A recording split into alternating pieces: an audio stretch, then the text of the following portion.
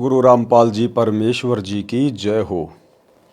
परमपिता परमात्मा सारी सृष्टि के रचनहार, कुल मालिक, असंख्य ब्रह्मांडों के स्वामी, जगत गुरु, तीनों लोकों में प्रवेश करके सबका भरण पोषण करने वाले राजाधीराज, आत्माधार, नाथों के नाथ, देवों के देव महादेव, सर्वेश्वर महेश्वर, मृत्युंजय, अजरो अमर, आदि अनादि सनातनी प्रभु, जगत पिता जगदीश्वर, श्री श्री 1008 की उपाधि के वास्तविक अधिकारी, अकाल मूरत शब्द स्वरूपी राम वासुदेव, सर्वगतम ब्रह्म, परम पूज्य, प्रथम पूज्य, परम संत, परम पुरुष, परम धनी, परम दयालु, सत्य कबीर, हक्का कबीर, अल्लाहु कबीर, अल्लाहु अकबर, बाखबर, अल्लाह ताला,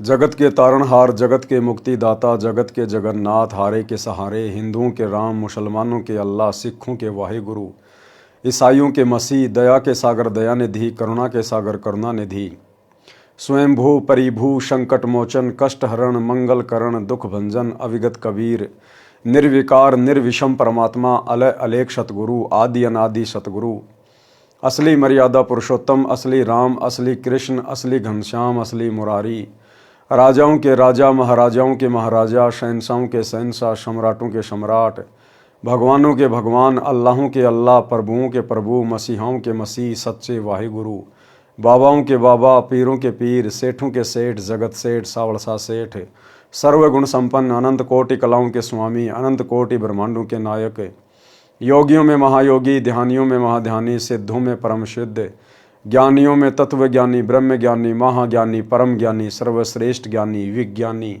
युवा कबीर, समरथ कबीर, असमवात, अमित ओजा, सच्चे रहनुमा, करीम अल्लाह, सुभान अल्लाह, दुनिया के अंतिम पैगंबर, 8 सितंबर 1951 से गांव धनाना, जिला सोनीपत, हरियाणा, भारतवर्ष की पावन भूमि पे प्रकट रियल कल की भगवान श्री नारायण साकार हरि, श्री बाबा साहिब, नूर अनंत परमात्मा, संत श्रोमणी सतगुरु रामपाल जी परमेश्वर जी के चरण कमल में साध संगति से जुड़े हुए आप और हम सभी सत्सेवक भाई बहनों का अनंत कोटि दंडोत प्रणाम।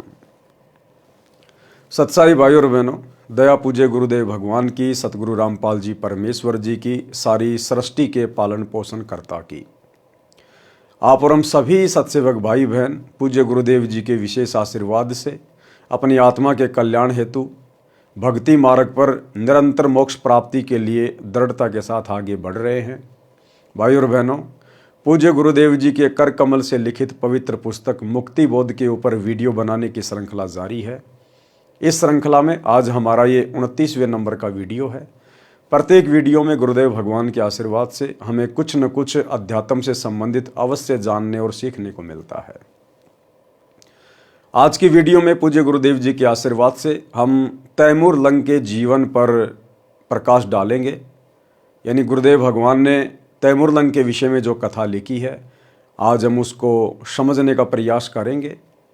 और परमेश्वर ने 3 लोक के भगवान श्री विष्णु जी से और स्वयं की तुलना करके हमें बताया है, समझाया है कि कबीर परमेश्वर जी ने तैमूर लंग की 1 रोटी खाकर 7 पीढ़ी का अखंड राज्य दे दिया, जबकि श्री कृष्ण जी ने सुदामा की 3 मुट्ठी चावल खाकर केवल उसका महल ही बनवाया था।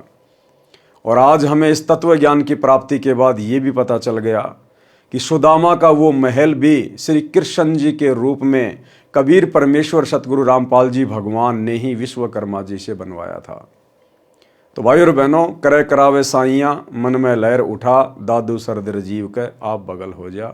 इस कबीर परमेश्वर सतगुरु रामपाल जी भगवान के अलावा इस सृष्टि में दूसरा कोई भी कर्ता धर्ता नहीं है।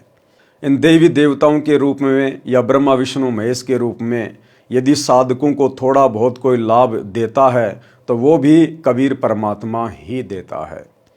जब ये देवी देवता ब्रह्मा विष्णु महेश भी विशेष संकट में होते हैं और जब आत्मा से अपनी रक्षा की पुकार करते हैं, तो भाई और बहनों, इनके भक्ति आधार से, इनके पुण्य के आधार से ये कबीर परमात्मा सतगुरु रामपाल जी भगवान इनकी भी मदद करने के लिए प्रकट होता है।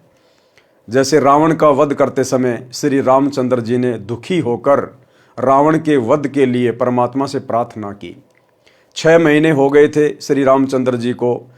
विभीषण ने जब ये बता दिया था कि इसकी नाभि में अमृत कुंड है, जब तक वहाँ तीर नहीं लगाओगे तब तक ये मरेगा नहीं। परंतु 6 महीने हो गए थे श्री रामचंद्र जी को निशाना लगाते हुए, रावण की नाभि में निशाना भी नहीं लगा पा रहा था। अंत में थक हार कर रो रो कर परमात्मा से प्रार्थना की।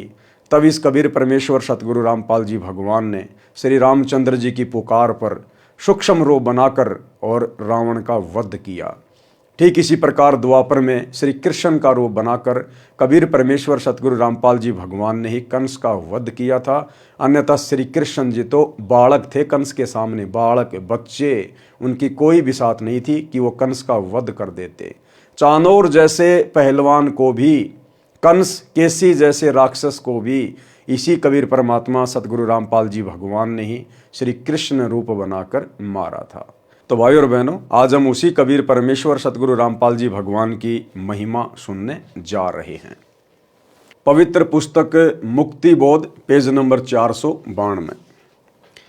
तैमूर लंग को 7 पीढ़ी का राज्य कबीर जी ने दिया। कबीर परमात्मा ने 1 रोटी के बदले 7 पीढ़ी का राज तैमूर लंग को दिया। पारक के अंक की वाणी नंबर 1170 से 1180। गरीब दिल्ली अकबराबाद फिरी लाहौर कूंजात, रोटी रोटी करत है किने न बूझी बात। गरीब तिबर लंग तालिब मिले एक रोटी की चाह, जिंदा रूप कबीर धरी तिबर लंग सुनिरा। गरीब दिल्ली अकबराबाद फिरी लाहौर कूंजात, रोटी रोटी करत है किने न बूझी बात। गरीब तिबर लंग तालिब मिले एक रोटी की चाह, जिंदा रूप कबीर धरी तिबर लंग सुनी राह। गरीब रोटी पोई प्रीत से जल का ठूठा हाथ, जिंदे की पूजा करी मात पुत्र दो साथ। गरीब सांकड़ काडी चीड़ की सन्मुख लाई लात, लात घमू के लाए कर जिंदा भया अजाती। गरीब रोटी मोटी हो गई साग पतर विस्तार, 87 छिक गए पंडो जग जो नार। गरीब दुर्वासा पूठे पर कौरव दीन सराप, पंडो पद ल्यो लीन है कौरव तीनों ताप। गरीब 18 खूणी खपी गई दुर्योधन बलवंत, पंडो संग समीप है आदि अंत के संत। गरीब तिबर लंग हूँ म्यों रह मन में कुछ नहीं चाहा, मौज मेहर मोला करी दीन्या तकत बैठाए।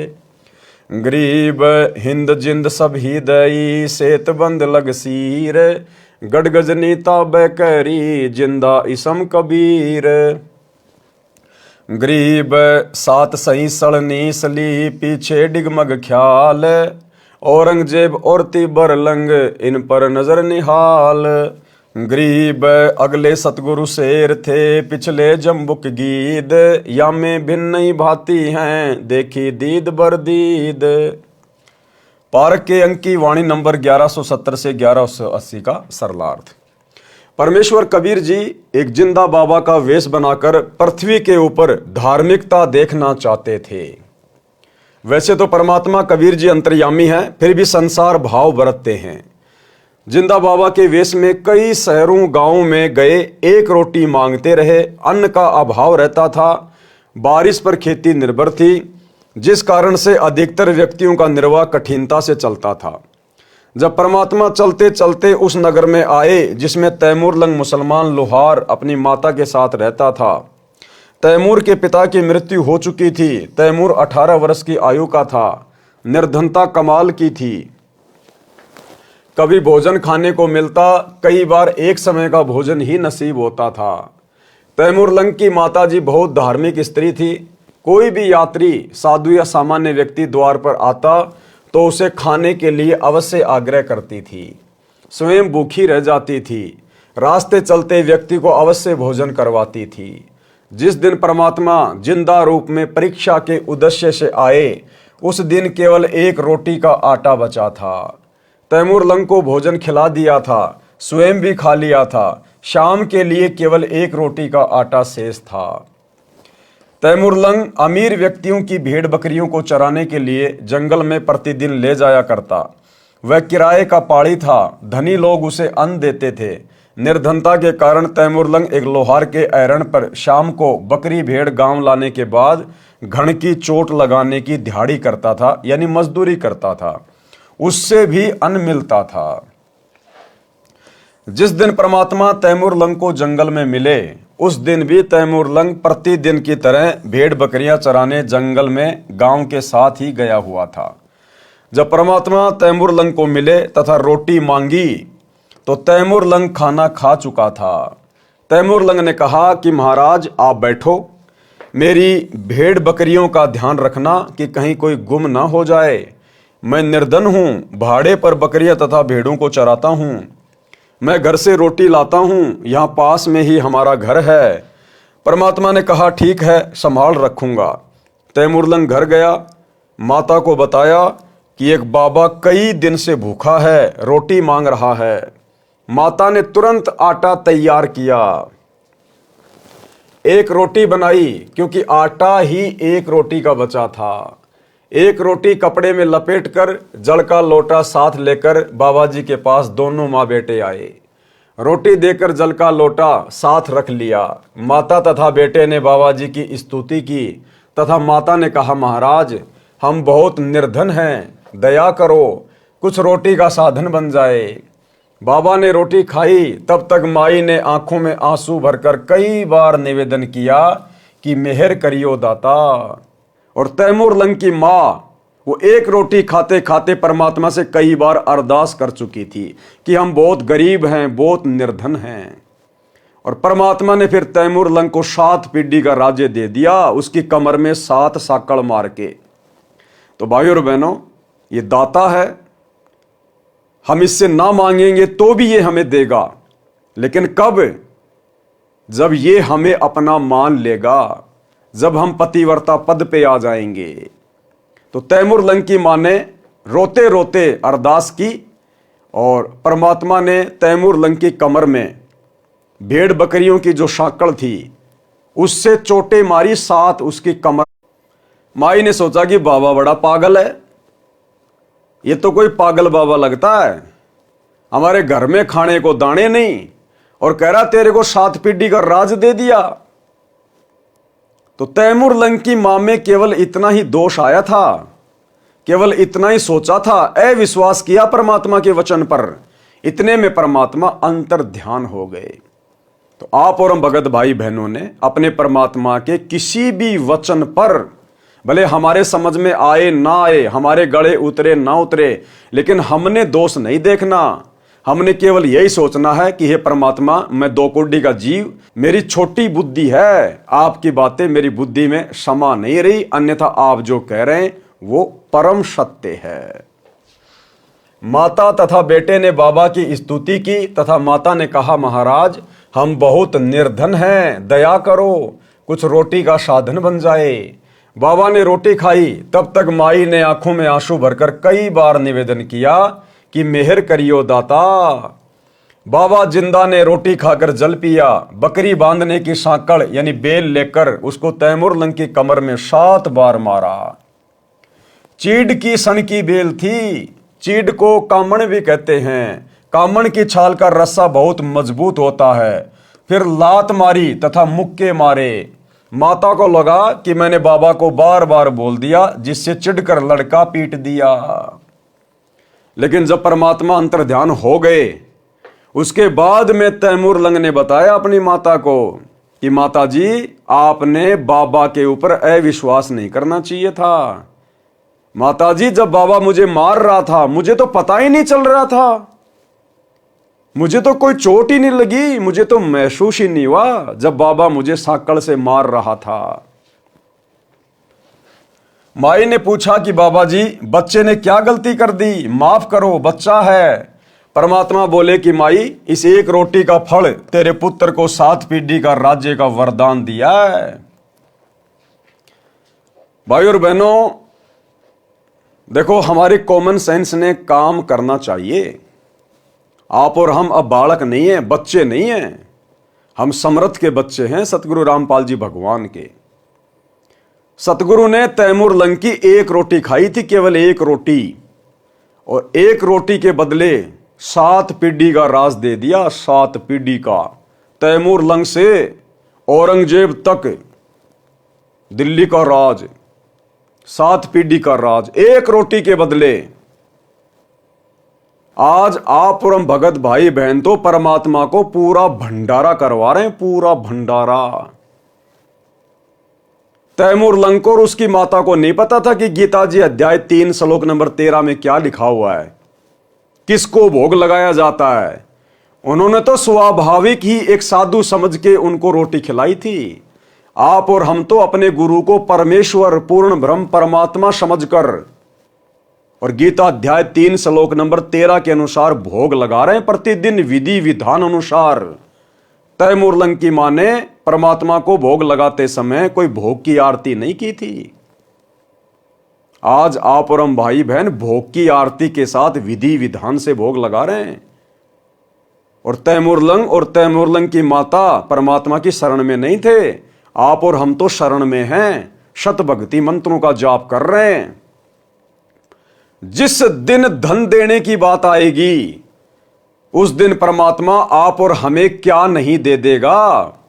देवताओं का राजा इंद्र भी आंख फाड़ता रह जाएगा। लेकिन भाई और बहनों, यह कलयुग की बिचली पीढ़ी का समय है। परमेश्वर हमें जानबूझकर नहीं दे रहा, जानबूझकर, क्योंकि परमेश्वर हमें इस नकली लोक का नकली धन नहीं देना चाहता। इस सेवा भाव के बदले, इस भक्ति के बदले परमात्मा हमें शतलोक का अखंड सुख, अखंड राज्य देना चाहता है। अन्यथा जो सेवा बंदगी आप और हम भाई बहन अपने गुरु को परमात्मा मान के कर रहे हैं उन्हीं के आशीर्वाद से, इसके बदले तो परमात्मा ब्रह्मा विष्णु महेश के राज्य जैसे असंख्य राज्य हमें दान में दे सकता है, भीख में दे सकता है। यह परमात्मा आप और हमारे भक्ति भाव से परमात्मा इतना प्रसन्न है, जो कलयुग की बिचली पीढ़ी में हमने गुरु रूप में परमेश्वर को पहचान लिया, घर घर आश्रम बना दिए, प्रतिदिन परमात्मा को भोग लग रहा है। क्या नहीं दे दे परमात्मा। तो जो भाई बहन थोड़ी बहुत निर्धनता की हालत में है, गरीबी की हालत में है, अपने मन में कभी दोष भी मत लेके आना सम्मन की तरह। काश मेरे पास में धन होता, काश मैं भी अमीर होता, बढ़िया परमात्मा का बेड लाता, बढ़िया परमात्मा को भोग लगाता। इस प्रकार की कोई कामना भी मत करना अपने मन में। जैसा है वैसा करते रहो, बस अपने भाव शुद्ध रखो। साधु भूखा भाव का, धन का भूखा नहीं। और फिर आने वाले समय में जब वो ठीक का समय आएगा, परमात्मा उचित समझेगा, हमें परमात्मा यहां के भी सर्व सुख देगा, सर्व सुख, और अंत में मोक्ष भी देगा। तो भाई और बहनों, हमने अपने परमात्मा से वैसे तो डिमांड करनी नहीं चाहिए। जैसे गुरुदेव कहते हैं ना कि अगर भगवान से मांगना है तो इतना मांगो कि साईं इतना दीजिए जामे कुटुंब समाए, हम भी भूखे ना रहे साधु ना भूखा जाए। हमने तो इस कलयुग की बिचली पीढ़ी में इतना भी नहीं मांगना। अरे यदि हम सत भक्ति कर रहे हैं, गुरु को परमात्मा मान रहे हैं, तो उसका विधान है बिना मांगे देगा। यदि हम तीनों समय की आरती विधि विधान से कर रहे हैं, गुरु को इष्ट मान के कर रहे हैं, हाथ में भक्ति बोध लेकर उनके सामने खड़े होके कर रहे हैं, तो भक्ति बोध में हम अपने परमात्मा से रोजाना मांगते ही तो हैं। गरीब उत्तम कुल करतार दो, द्वादश भूषण संग, रूप दरवे दो, दया करो ज्ञान भजन सत्संग, शील संतोष विवेक दो, दया अक्षमा इकतार, भाव भक्ति वैराग्य दो, नाम निरालम सार, योग युक्ति स्वास्थ्य जगदीश दो, सूक्ष्म ध्यान दयाल। तो सुबह के नित्य नियम से लेकर दोपहर की आरती और संध्या आरती, हम इसमें परमात्मा की महिमा भी करते हैं। हम परमात्मा से आवश्यक वस्तुएं मांगते भी हैं, भक्ति भाव भी मांग रहे हैं। तो यदि हम विधि विधान से भक्ति करेंगे तो हमारा गुरुदेव भगवान, हमारा परमात्मा गूंगा बहरा नहीं है, ये अंतर्यामी परमात्मा है। ये फिर अपने विधि विधान अनुसार बिन मांगे देगा, बिन मांगे। यदि हमने आम का पेड़ लगा दिया और यदि उसकी देखभाल कर रहे हैं तो समय आने पर आम का पेड़ आम ही देगा, और इतने देगा हम भी खाएंगे, पड़ोसी भी खाएगा, रिश्तेदार भी ले जाएंगे, फिर भी लदपद रहेंगे। तो इस कलयुग की बिचली पीढ़ी में तो भक्तों ने अपने गुरुदेव भगवान से मांगना भी नहीं है। अगर मांगना भी है तो परमात्मा ने बताया कि भक्ति दान मोय दीजियो देवन के देवा हो, उसमें सब कुछ आ गया, हमने सब कुछ मांग लिया। हमें गुरुदेव भगवान सत्संग में सुनाते हैं कि एक सास और बहू का अक्सर झगड़ा रहता था। अब उस सास ने उस लड़की के पिता को बुला लिया। तो लड़की का पिता आया और बोला, जी क्या बात है, किस बात का झगड़ा है? तो लड़की की सास कहने लगी कि आपकी बेटी किसी चीज को छोड़ती नहीं है, किसी चीज को नहीं छोड़ती है। घी ये खा जाती है, दही ये खा जाती है, मलाई ये खा जाती है, ये किसी चीज को छोड़ती नहीं घर में। तो लड़की के पिता ने कहा कि बेटी तू एक काम किया कर, छिक के दूध पी लिया कर, जितना दूध पिया जाए तो उतना दूध पी लिया कर। बेटा दूध में दही भी आ गया, मलाई भी आ गई, घी भी आ गया। तो इसी प्रकार भाई और बहनों, हम यदि मर्यादा में रह के भक्ति करेंगे, गुरुदेव को प्रसन्न करेंगे, तो भाई और बहनों हमें अलग से मांगने की कुछ आवश्यकता ही नहीं पड़ेगी। अगर हम परमात्मा से केवल भक्ति मांगेंगे कि भक्ति दान मोय दीजियो देवन के देवा हो, ये अंतर्यामी हमें हर आवश्यक जायज वस्तु देगा जिस समय हमें उसकी आवश्यकता पड़ेगी, और नाजायज ये बिल्कुल नहीं देगा। उस आत्मा को तो बिल्कुल भी नहीं देगा नाजायज वस्तु जिस आत्मा का परमात्मा ने इसी जन्म में मोक्ष करना होगा। इसलिए हमने अपने गुरुदेव भगवान की रजा में राजी रहते हुए, जैसा भी परमात्मा ने हमें घर परिवार दिया है, संपत्ति दी है, हमने उसी में प्रसन्न रहकर गुरु जी का प्रसाद मानकर खुशी खुशी अपनी भक्ति पे लगे रहना है। जब देने का समय आएगा परमात्मा इतना दे देगा, आप और हमने हाथ जोड़ने पड़ जाएंगे कि परमात्मा इससे ज्यादा नहीं। तो हमने अपने गुरु पर विश्वास रखना चाहिए। परमात्मा बोले कि माई, इस एक रोटी का फल तेरे पुत्र को 7 पीढ़ी का राज्य का वरदान दिया है। जो 7 बार बेल यानी सांकड़ मारी है, जो लात तथा मुक्के मारे हैं, ये इसका राज्य टुकड़ों में बढ़ जाएगा। माई को लगा कि बाबा पागल है, अब गुरुजी के प्रति दोष आ गया, परमात्मा के प्रति, साधु की बात के प्रति दोष आ गया। माई को लगा कि बाबा पागल है, रोटी शाम की भी नहीं है और कह रहा है तेरा बेटा राज करेगा। माई विचार ही कर रही थी कि बाबा जिंदा अंतर ध्यान हो गया। तो आज गुरुदेव भगवान हमें जो जो बातें बता रहे हैं, हमने प्रत्येक बात को पत्थर की लकीर समझ लेना चाहिए। साध वचन पलटे नहीं, चाहे पलट जाए ब्रह्मांड। कि बच्चों, अगर मर्यादा में रहकर अंतिम श्वास तक भक्ति करते रहे तो इसी जन्म में तुम्हारा मोक्ष पक्का है। तो यह सतगुरु का वचन है। यदि हम सतगुरु की मर्यादा के अनुसार भक्ति करते रहे तो सतगुरु का वचन निष्फल नहीं हो सकता। हमारा अगला कदम सतलोक में ही होगा। कुछ दिन के पश्चात गांव की एक जवान लड़की को राजा के सिपाही उठाने की कोशिश कर रहे थे। वे राजा के लिए विलास करने के लिए ले जाना चाहते थे। तैमूर लंग दौड़ा दौड़ा गया, सिपाहियों को लाठी से पीटने लगा, कहने लगा कि हमारी बहन हमारी इज्जत है, दुष्ट लोगों चले जाओ। परंतु वे 4-5 थे, घोड़े 7 थे। उन्होंने तैमूर लंग को बहुत पीटा, मरा हुआ समझकर छोड़ दिया और लड़की को उठा ले गए। तैमूर लंग होश में आया। गांव में चर्चा चली कि तैमूर लंग ने बहादुरी का काम गांव की इज्जत के लिए किया। अपनी जान के साथ खेलकर गांव की इज्जत बचानी चाहिए। गांव के प्रत्येक व्यक्ति की हमदर्दी का पात्र बन गया। ये भी कोई परमात्मा की रजा थी उसके ऊपर। एक रात्रि को शौपन में बाबा जिंदा तैमूर लंग को दिखाई दिया और बोला कि जिस लुहार के एरण पर शाम को नौकरी करता है उसके नीचे खजाना है, तू उस स्थान को मोल ले ले। मैं उस लुहार के मन में बेचने की प्रेरणा कर दूंगा। क्रय करावे साइयां मन में लहर उठा। जब परमात्मा ने अपने भगत के लिए कुछ करना होता है तो दोनों तरफ परमात्मा ही प्रेरणा करता है, सारे रास्ते खुल जाते हैं। मैं उस लोहार के मन में बेचने की प्रेरणा कर दूंगा, 2 महीने की उधार कह देना। तैमूर लंग ने अपना सपना अपनी माता जी को बताया। जो जो बात परमात्मा से हुई थी माता जी को बताई। माता जी ने कहा, बेटा बाबा जी मुझे भी आज रात्रि में स्वप्न में दिखाई दिए थे, कुछ कह रहे थे, मुझे स्पष्ट नहीं सुनाई दिया। माता ने कहा कि बाबा जी की बात सच्ची है तो बेटा धन्य हो जाएंगे, तू जा ऐरण वाले से बात कर। ऐरण वाले के मन में कई दिन से प्रबल प्रेरणा हो रही थी कि ये स्थान कम पड़ गया है, मेरी दूसरी जगह जमीन बड़ी है, इसे कोई उधार भी ले ले तो दे दूंगा, मैं अपने बड़े प्लाट में ऐरण लगा लूंगा। तैमूर लंग ऐरण वाले मालिक के पास गया और वर्तमान ऐरण वाली जगह को उधार लेने की प्रार्थना की। ऐरण वाला बोला कि बात पक्की करना, जो समय रुपए देने का रखा जाएगा उस समय रुपए देने होंगे। तैमूर लंग ने कहा कि 2-3 महीने में रुपए दे दूंगा। ऐरण वाला तो 1 वर्ष तक उधार पर देने को तैयार था। बात पक्की हो गई। तीसरे दिन ऐरण वाली जगह खाली कर दी गई। तैमूर लंग ने अपनी माताजी के सहयोग से उस जगह की मिट्टी के डलों की 4 दीवारी बनाई, वहां पर झोपड़ी डाल ली। रात्रि में खुदाई की तो खजाना मिला। ऐरण वाला पुराना ऐरण भी उसे दे गया, उसे कुछ रुपए ले लिए, स्वयं नया ऐरण ले आया।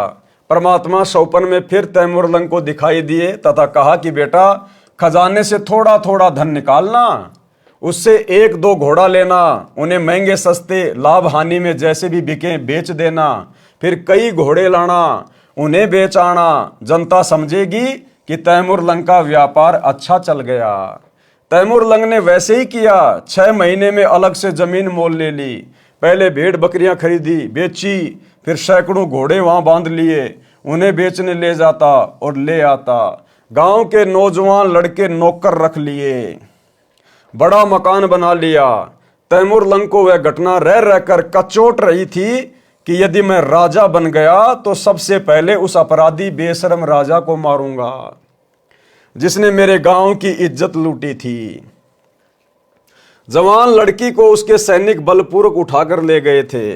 अब तैमूर लंग के साथ धन था, जंगल में वर्कशॉप बनाई, लोहार कारीगर था, स्वयं तलवार बनाने लगा। गांव के नौजवान व्यक्तियों को अपना उद्देश्य बताया कि उस राजा को सबक सिखाना है जिसने अपने गांव की बेटी की इज्जत लूटी है। मैं सेना तैयार करूंगा, जो सेना में भर्ती होना चाहे उसे 1 रुपया तनख्वाह दूंगा। अब उस समय 1 रुपया बहुत होता था भाई और बहनों, बहुत ज्यादा। 1 रुपये में तो एक भैंस आ जाती थी उस समय, एक भैंस। मैं सेना तैयार करूंगा, जो सेना में भर्ती होना चाहे उसे 1 रुपया तनख्वाह में दूंगा। उस समय 1 रुपया चांदी का बहुत होता था। जवान लड़के सैकड़ों तैयार हो गए, वे अपने रिश्तेदारों को ले आए। इस प्रकार बड़ी सेना तैयार की, लोहार कारीगर तनख्वाह पर रखे, तलवार ढाल तैयार करके उस राजा पर धावा बोल दिया, उसे अपने अधीन कर लिया, उसका राज्य छीन लिया।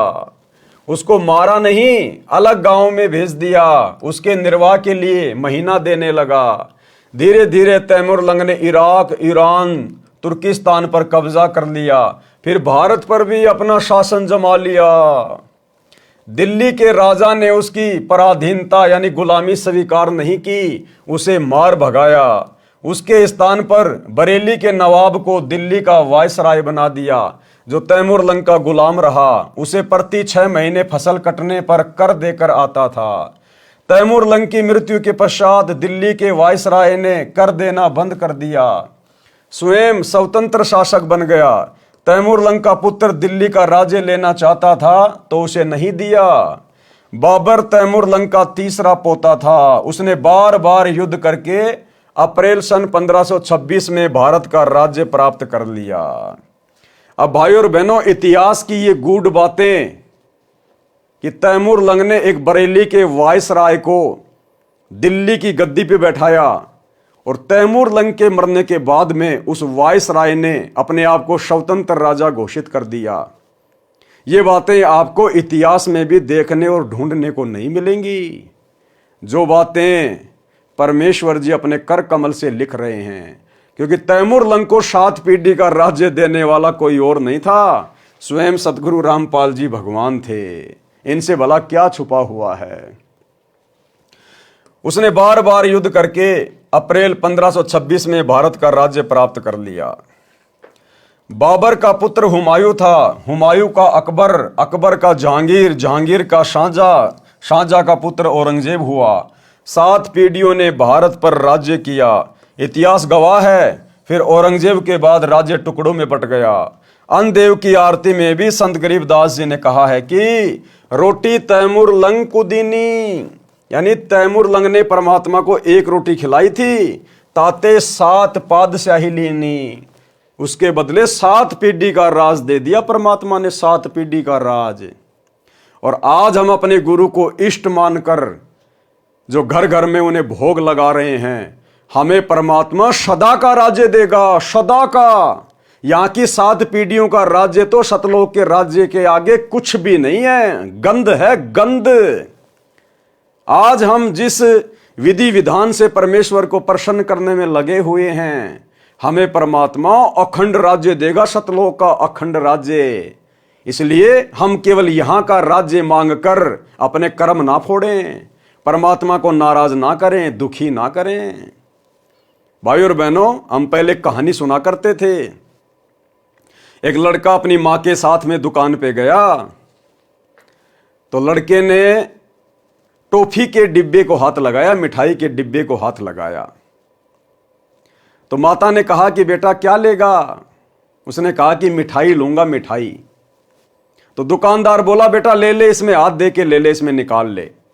तो बेटे ने नहीं निकाला, कहा अंकल जी आप दो, मेरा हाथ बहुत छोटा है, मेरे हाथ में तो 2-4 ही टॉफी आएंगी, आप अगर अपने हाथ से दोगे तो बहुत सारी टॉफी आएंगी।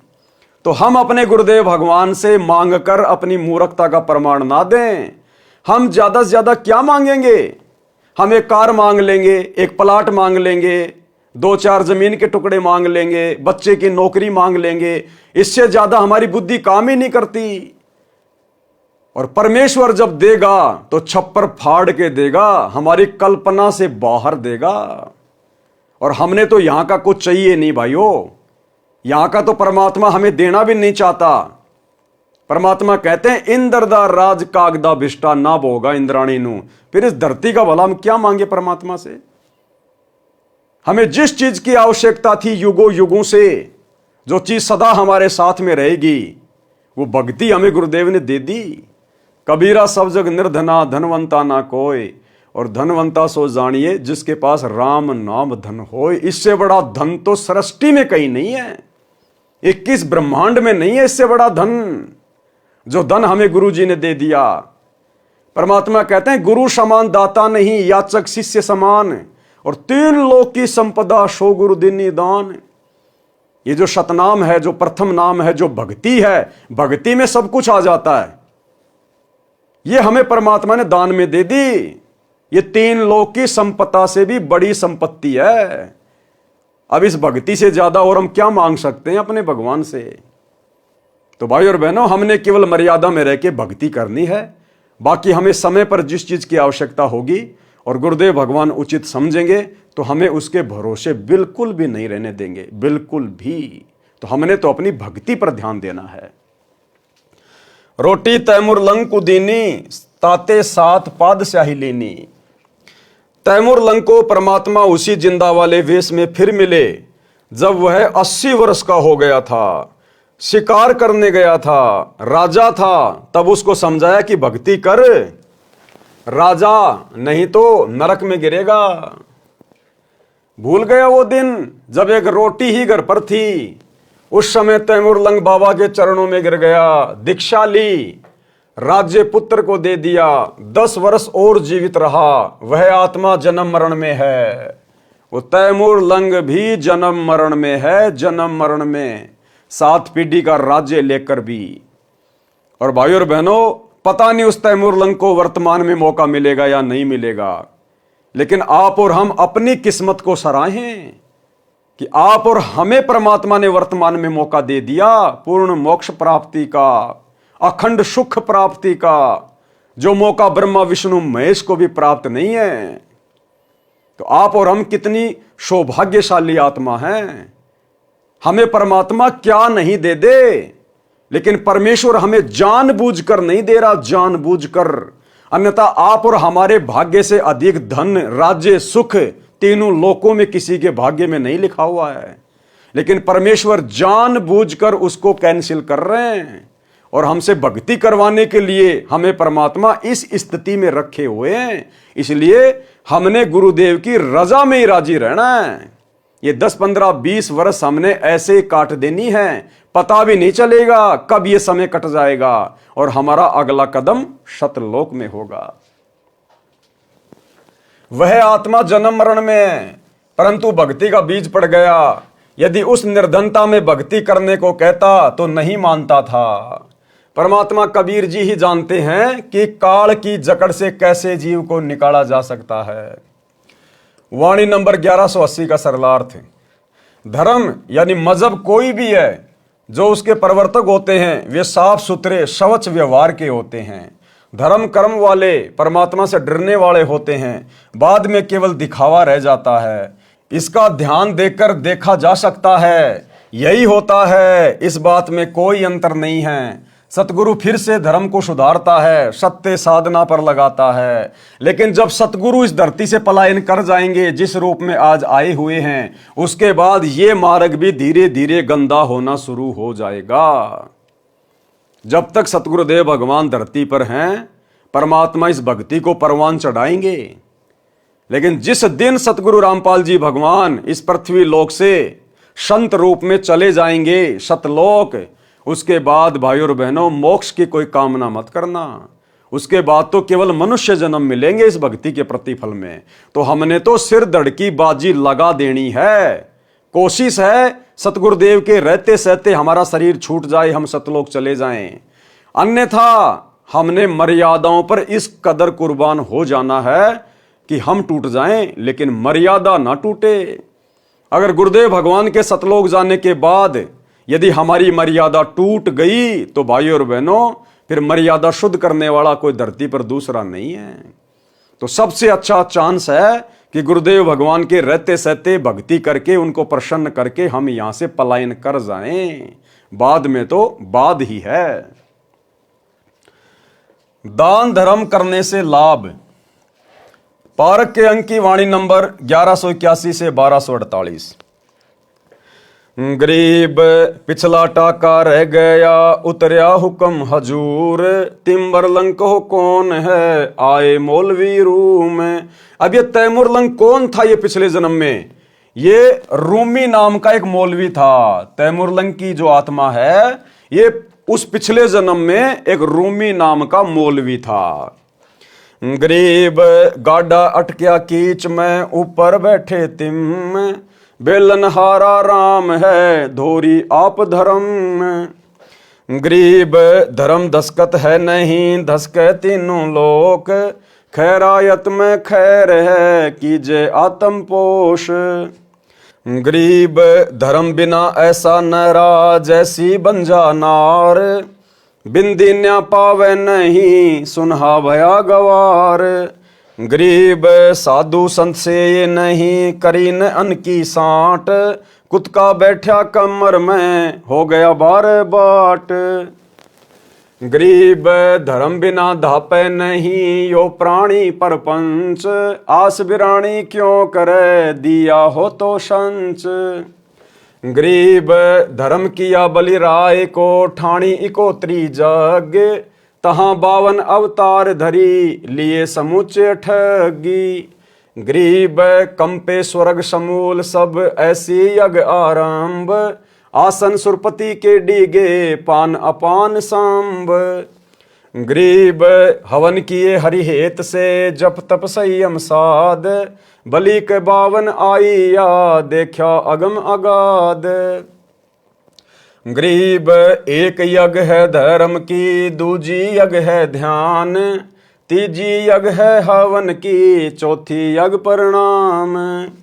गरीब 4 वेद का मूल सुन, समसम वेद संगीत, बलि को ये चारों करी, 52 उतरे प्रीति। गरीब अमर किए आसन दिए, सिंहासन सुरपति, ऐसी जगी जगदीश की, ताही मानियो सत्य। गरीब दान दिए देही मिले नर स्वरूप निर्वाण, भूख बाकड़ा देते ही चकवे भये निशान। गरीब नाम सरीखा दान है दान सरीखा नाम, सुन ही को भोजन दिया तिन छिके बलि जाव। गरीब बुढ़िया और बाजीद जी सुन ही के आनंद, रोटी चारों मुक्ति है कटे गले के फंद। गरीब राजा की बांधी होती रोटी देत हमेश, चक्र भय दऊं दिशा जीते जंग नरेश। गरीब इंद्र भय हैं धर्म से यज्ञ है आदि जुगादि, शंख पचायन जद बजे पंच गिरासी साध। गरीब सुपच संग सब करत है नीच जाति बिश्चूक, पौमी बिगसी सुरग सब खिले न पर्वत रूख। गरीब कनी कनी बाजा सब सुन्या पंच टेर क्यों दीन, द्रौपदी के दुर्भाव है तास भये मुस्कीन। गरीब करी द्रौपदी दिल मंजना सुपच चरण पी धोए, बाजे शंख सर्व कला रहे आवाज गोए। गरीब द्रौपदी चरणा अमृत लिए सुपच शंख नहीं कीन, बाजा शंख असंख दुनी गण गंधर्व ल्योलीन। गरीब सुनी शंख की टेर जिन हृदय भाव विश्वास, जोनी संकट ना पड़े होसी गर्भ न तराश। गरीब दान अभय पद अजर है नहीं दुई दुर्भाव, जग करी बल राय को बावन लिए बुलाए। गरीब दिया दान दादीच को पांसों तनक ध्यान, 33 कुरनसी करे हो गए पद परवान। गरीब दान वित्त समान है टोपी को पिन टूक, या से लगू क्या और है साग पत्र दई भूख। गरीब पीताम्बर को पारी करी द्रौपदी दिनी लीर, अंधे को पिन कसी धनी कबीर बधाए चीर। गरीब देना जग में खूब है दान ज्ञान परवेश, ब्रह्मा को तो जग करी बतलाई है शेष। गरीब दान ज्ञान ब्रह्मा दिया सकल सृष्टि के माही, सूम डूम मांगत फिरे जिन कछु दिन्या नाई। गरीब दान ज्ञान प्रणाम करी होम जो हरि के हेत, यज्ञ पंचमी तुझ कहूँ ध्यान कमल सुरसेत। गरीब धर्म कर्म जग कीजिए कुएं बाय तालाब, इच्छा अस्थल स्वर्ग सुग सब पृथ्वी का राव। गरीब भूख्या भोजन देत है कर्म यज्ञ जो नार, 100 गज फीलों चढ़त हैं पाल की कंद कहार। गरीब कुएं बाय तलावड़ी बाग बगीचे फूल, इंद्रलोक गण कीजिए परी हिंदोलों झूल। गरीब जति सती इंद्री दमन बिन इच्छा बाटंत, काम धेनु कल्प वृक्ष पद तास बार दूजंत। गरीब स्वर्ग नंदनी दर बंदे बिन इच्छा जो नार, गण गंधर्व और मुनि जन तीनों लोक अधिकार। गरीब पतिव्रता नारी धरो आन पुरुष नहीं ने, अपने पति की बंदगी दुर्लभ दर्शन ये। गरीब माता मुक्ति सुनीति सी मैना सी पुरकार, पकर फरीद फिकर ल गया कूप कलप दीदार। गरीब ऐसी जननी मात सत्य पुत्र दे उपदेश, और नार व्यभिचारिणी यो भागत हैं शेष। गरीब समुद्र तो नग देत है इंद्र देत स्वाति, नारी पुत्र देत है ध्रुव कैसी लगमाती।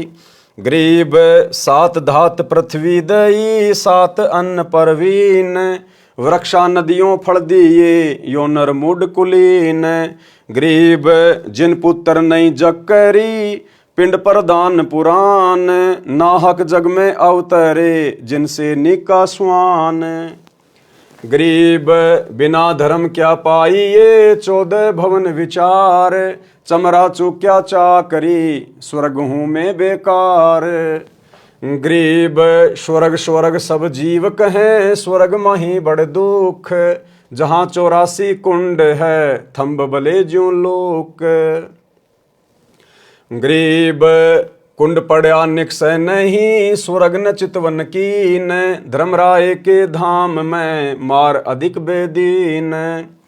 गरीब कर साहिब की बंदगी, सुमरण कल्प कबीर, जम के मस्तक पाँव दे जाय मिले धर्म धीर। गरीब धर्म धीर जहाँ पुरुष है, ताकि कल्प कबीर, सकल प्राण में रम रहा सब पीरन सिर पीर। गरीब धर्म दजा फरकंत है, तीनों लोक तलाक, पापी चुन चुन मारिए मुख में दे दे राख। गरीब पापी के पर्दा नहीं, शिव पर कल्प करंत, माता को घरणी कहे भस्मा गिर भस्मंत। गरीब भस्म हुए आप कल्प से, शिव को कछु न कीन, इस दुनिया संसार में कर्म भय लोलीन। गरीब जिन्हों दान तद्दब किया, तिन पाई सब रिद, बिंदानी व्यागर भये तासर पंजाबे गद। गरीब कर दीने कुर्बान जान, नैन नाक मुख द्वार, पीछे कछु राख्या नहीं नर मानुष अवतार। गरीब दान दया दरवेश दिल, बैराट फटक जो दिल, दानी ज्ञानी निपजही सोम सदा ज्यों सील। गरीब सोम सुमर से साख क्या, हनिये छाती तोड़, 80 गंज बाटे नहीं कीन्यों गारत गोर। गरीब हरिचंद ऐसी यज्ञ करी, राजपाट स्यों दे, संग ही तारा लोचनी काशी नगर बिके। गरीब मरकट का मंगता किया, मुर्द पीर चिंडाल, डायन तारा लोचनी राजा पुत्र काल। गरीब उस डायन को तोरी है, हरिचंद्र हाथ खड़ग, स्वर्ग मृत्यु पाताल में ऐसी और न जग। गरीब मोर ध्वज मेला किया, जग आए जगदीश, ताम्र ध्वज आराधर्या अर्पण की न्याशीष। गरीब अम्बरीश आनंद में यज्ञ रूप सब अंग, दुर्वासा को दव नहीं चक्र सुदर्शन संग। गरीब राजा अधिक पुरूरवा होमी दई जिंदे, 3 लोक साका भया अमर अभय पद ने। गरीब मरुत यज्ञ अद की करी, पृथ्वी सर्वस दान, अनंत कोटि राजा गए पद चीनत परवान। गरीब नगरपुरी भद्रावती, जोब नाद का राज, श्याम करण जिसके बंद्या खूहनी अनगत साज। गरीब गए भीम जहाँ सारथी, श्याम करण को लेन, भारत करी घोरा लिया तास यज्ञ तहाँ देन। गरीब गोरख जोगी ज्ञान यज्ञ करी, तत्वेता तरबीत, सतगुरु से भेटा नहीं हो गए शब्दातीत। गरीब सेव सम्मन जग करी, शीस भेद कर दीन, सतगुरु मिले कबीर से शीस चढ़े फिर सीन। गरीब यज्ञ करी जैसी करी, ऐसी करे न कोय, 9 लख बोडी बिस्तरी केसव केसव होए। गरीब यज्ञ करी रैदास को, धरे 700 रूप, कणक जनेऊ काडिया पात स्या जा भूप। गरीब तुलाधार को जग करी, नाम देव परवान, पलरे में सब चढ़ गए उठा नहीं अमान। गरीब पीपा तो पद में मिला, कीनी यज्ञ अनेक, बूझा चंदोआ बेगही अवगत सत्य अलेख। गरीब तिमर लंग तो जग करी, एक रोटी रस रीति, बिंदीनी नहीं पाई ये दान ज्ञान से प्रीति। अब परमेश्वर ने इन तमाम वाणियों में दान धर्म करने का प्रतिफल बताया है कि किस प्रकार से तो हमें दान धर्म करना चाहिए और किन परिस्थितियों में किए गए दान धर्म का परमात्मा फिर भगत को खुलकर परिणाम देता है।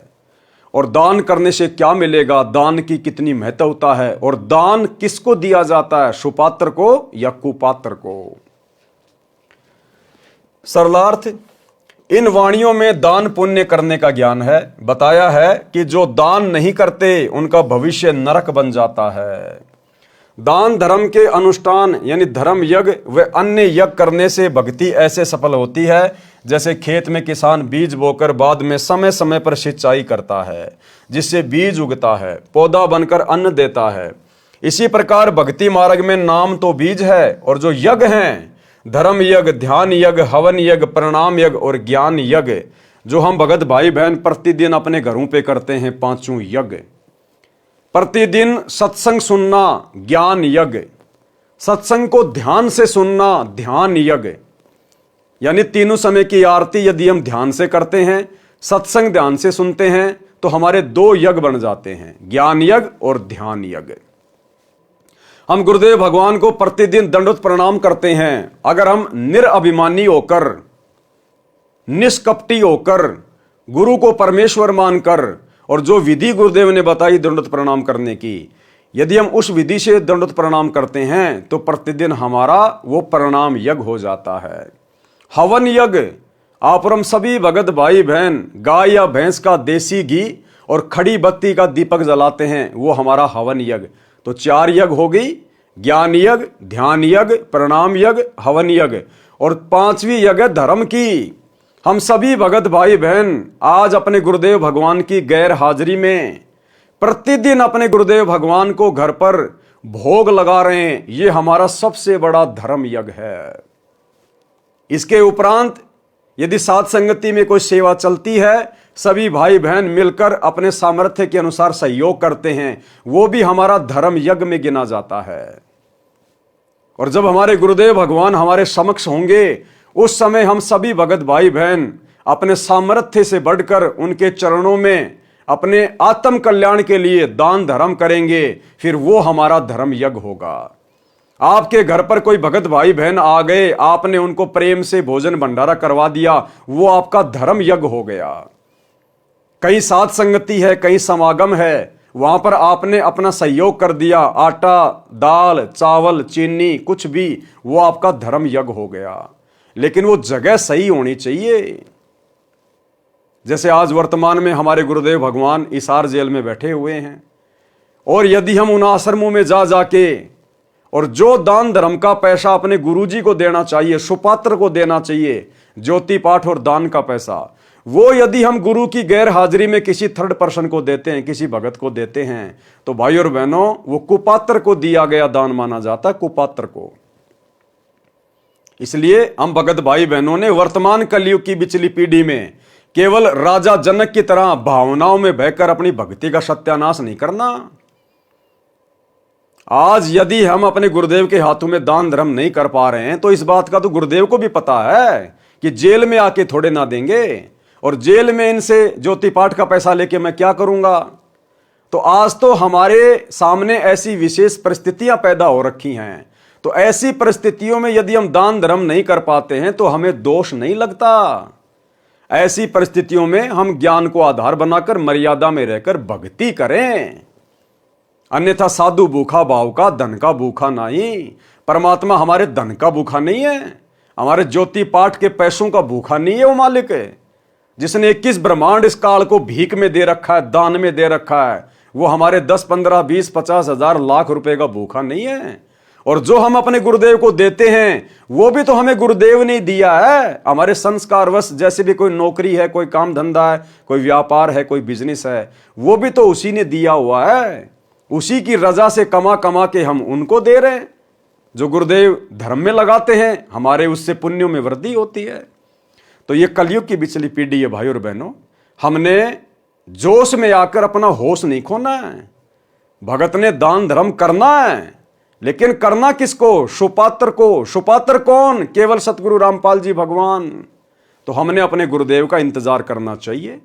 और जिन जिन लोगों ने इन आश्रमों में जाके कुपात्रों को, इन कोऑर्डिनेटरों को, गुरुजी के परिवार को जो दान धर्म दिया है, आप सबकी आंखों के सामने उन कुपात्रों ने आपके दान धर्म का जमकर दुरुपयोग किया है।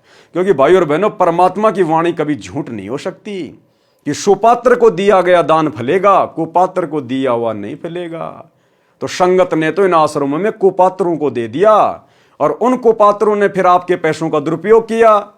धनाना गांव में करोड़ों रुपये का बैडमिंटन का स्टेडियम बना दिया, गया पैसा पानी में। धनाना आश्रम में 200 एकड़ जमीन में बहुत बड़े हॉस्पिटल का काम शुरू कर दिया, गया करोड़ों रुपया पानी में। हरियाणा के जाट आरक्षण में करोड़ों रुपया दे दिया उन अपने समाज वालों को चंदे के रूप में, गया करोड़ों रुपया पानी में। गैंगस्टर आनंदपाल सिंह की सीबीआई जांच के लिए 5 लाख रुपया राजपूत करनी सेना को दे दिया, गया भक्तों का दान पानी में। हरियाणा के गोहाना जाट महासभा का 5वां फ्लोर गुरुजी का बड़ा लड़का बनवा रहा है 1 करोड़ की लागत से, गया करोड़ों रुपया पानी में। गांव वालों के लिए रोडें बना दी, बसें चला दी, एम्बुलेंस चला दी, आश्रम में दुनिया भर के पाखंड शुरू कर दिए, राजनीति में पैर फंसा लिया, गया भक्तों का दान धर्म पानी में। तो परमात्मा का वचन झूठ नहीं हो सकता, इसलिए अगर आपने दान धर्म भी करना है तो योग्य जगह देखो कि आपके दान धर्म का क्या किया जाएगा, कहीं आपके कर्म तो नहीं फोड़े जाएंगे। अन्यथा आपने अपने गुरुजी के आने का इंतजार करना चाहिए। आप कितने बड़े अरबपति हैं, खरबपति हैं, उस समय अपने गुरुजी को देना दिल खोल के। उनकी गैर हाजिरी में कुपात्रों को देके अपने कर्म मत फोड़ो, ये परीक्षा का समय है। परमात्मा हर पॉइंट पर हमारी परीक्षा लेगा, हर पॉइंट पर, कि मैंने इनको 30 साल से क्या समझाया कि गुरु बिन माला फेरते, गुरु बिन देते दान, गुरु बिन दोनों निष्फल है, चाहे पूछो वेद पुराण। एक भगत जी ने कहा कि वाणी तो ये कह रही है कि गुरु बनाकर दान देना चाहिए, तो हमने तो सतगुरु रामपाल जी को अपना गुरु बना रखा, उसके बाद आश्रमों में दान दे रहे हैं। भैया अच्छी बात है, लेकिन गुरु ने यह कब कहा कि गुरु बनाने के बाद फिर तुम कुपात्रों को आंख बंद करके दान दे दो? आपने तो गुरु बना लिया ना, तो रोड के ऊपर जो भिखारी रहते हैं उनको भी दे दो दान। क्यों नहीं देते उन भिखारियों को आप 4 रुपए, 5 रुपए, 10 रुपए? आपको पता है कि अगर ये मेरे पैसे का दुरुपयोग करेगा तो मुझे सजा भोगनी पड़ेगी। क्यों भैया, आपने तो गुरु बना रखा ना, दे दो भिखारी को दान। ठीक इसी प्रकार गुरु बनाने के बाद भी ये देखा जाता है कि सामने वाला सुपात्र है या कुपात्र है, आंख बंद करके दान नहीं दिया जाता। तो 90% संगत ने गुरुजी की गैर हाजिरी में इस परीक्षा के समय में ज्ञान को आधार ना बनाकर अपने जमकर कर्म फोड़ लिए हैं। इसी प्रकार भक्ति मार्ग में नाम तो बीज है, और जो यज्ञ हैं 5 यज्ञ, धर्म यज्ञ, ध्यान यज्ञ, हवन यज्ञ, प्रणाम यज्ञ और ज्ञान यज्ञ सिंचाई का कार्य करती हैं। यदि दीक्षा लेकर यज्ञ नहीं की तो भक्ति सफल नहीं होती। पारक के अंक की वाणी नंबर 1209 में 5 यज्ञ बताई हैं। अब ये 5 यज्ञ करने के लिए भाई और बहनों हमें किसी आश्रम में जाने की जरूरत नहीं है। यदि हमारे गुरुदेव आश्रम में हैं तो हम लाख बार जाएं, लेकिन जैसे वर्तमान समय 2024 गुरुदेव हिसार जेल में बैठे हैं, हमने ये 5 यज्ञ करने के लिए किसी आश्रम में जाकर धक्के खाने की जरूरत नहीं है। गुरुदेव ने अनेक बार सत्संगों में समझाया कि जिस दिन घर घर में 5 यज्ञ शुरू हो जाएंगी, घर घर में, आश्रम में नहीं, जिस दिन इस ज्ञान को समझकर पुण्यात्माएं घर घर में 5 यज्ञ शुरू कर देंगे, इस धरती पर सतयुग जैसा माहौल हो जाएगा, सतयुग जैसा। गुरुदेव ने घर पर 5 यज्ञ करने का आदेश दिया है। अरे हम नाम दीक्षा लेते हैं, हमें गुरुदेव का फोटो मिलता है, हमारे को घर पर गाय या भैंस के घी का खड़ी बत्ती वाला दीपक जलाने के लिए कहा जाता है, दंडोत करने के लिए कहा जाता है। कहां पे? अपने घर पे। हमें प्रतिदिन 5 यज्ञ करने का आदेश दिया जाता है ना, तो आश्रम में हम कितनी बार जाते हैं? महीने में 1 बार या 2 बार। तो क्या घर पे 5 यज्ञ ना करें? अगर हम घर पे 5 यज्ञ करेंगे तो क्या हमारी यज्ञ सफल नहीं होगी? हमें तो गुरुजी ने रोजाना 5 यज्ञ करने का आदेश दिया ना, तो रोजाना तो हम आश्रम में जाके कर नहीं सकते, रोज तो हम आश्रम में जा नहीं सकते, तो हमने अपने घर पे 5 यज्ञ करने पड़ेंगे ना। तो हम गुरुजी की गैर हाजिरी में क्यों धक्के खाएं, क्यों भटकें, जब 5 यज्ञ हम आसानी से अपने घर पे कर सकते हैं। अरे घर पर शांति से बैठ के सत्संग सुनो, 3 समय की आरती करो, अपना सुमरण करो, मन लगा के करो, ध्यान से करो, आपकी 2 यज्ञ बन गई, ज्ञान यज्ञ और धर्म यज्ञ। सभी भाई बहन परमात्मा की पुस्तकों पर जो वीडियो बन रहे हैं, विशेष संदेश पर जो वीडियो बन रहे हैं, इनको ध्यान से सुनते हैं, हमारे दोनों यज्ञ बन रहे हैं, ज्ञान यज्ञ और ध्यान यज्ञ। अपने गुरुदेव को हम दंडवत प्रणाम करते हैं। अष्ट अंग से दंडवत प्रणामा, संध्या प्रातः करो निष्कामा। हमारा जो है वो प्रणाम यज्ञ बन रहा है। अपने घर पर हम रोजाना 24 घंटे देसी घी की जोत जला रहे हैं, हमारा हवन यज्ञ बन रहा है।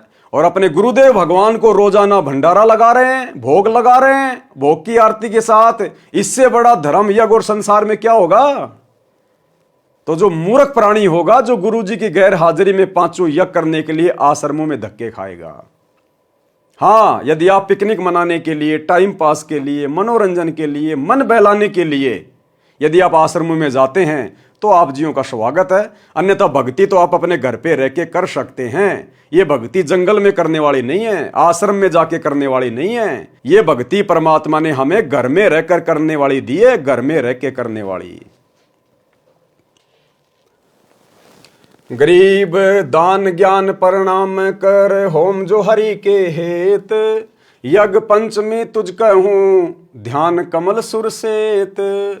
अर्थात दान यानी धर्म यज्ञ, ज्ञान यज्ञ, प्रणाम यज्ञ, होम यानी हवन यज्ञ और पांचवा ध्यान यज्ञ।